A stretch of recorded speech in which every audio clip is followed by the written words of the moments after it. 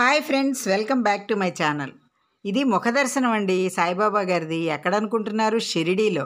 ఇక్కడి నుంచి లైన్ అండి. లోపలికి వెళ్తే మనం సమాధి మందిరంలో బాబాని ఎలా దర్శించుకుంటామో అలాగేనండి. కొంచెం డిస్టెన్స్ కొంచెం ఎక్కువ ఉంటుంది అంతే. ద్వారకామాయి పక్కనేనండి ముఖ దర్శనం. ఈ లైన్లోంచి ఇలా వెళ్ళి లోపలికి మనం ఎంతసేపు ఉన్నా ఏమనరండి. ఇంకా సమాధి మందిరంలోనే మనం ఇలా దర్శనం చేసుకోగానే అలా పంపించేస్తూ ఉంటారు. ఇక్కడైతే మనం ఎంతసేపు ఉన్నా ఏమనరు. అంటే మనం ఆ లైన్లో ఉండి ఎక్కువసేపు మనకి టైం అక్కర్లేదు, కొంచెం తొందరగా చూసి వెళ్ళిపోదాం అనుకుంటే ఇలా వెళ్ళి మనం బాబా గారిని దర్శించుకోవచ్చండి.